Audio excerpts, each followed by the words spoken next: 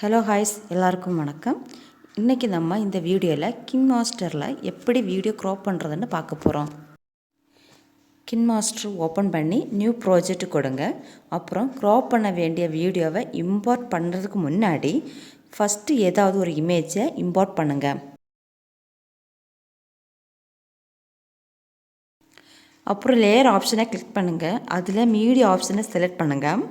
இப்போ நீங்கள் க்ராப் பண்ண வேண்டிய வீடியோ செலக்ட் பண்ணுங்கள்.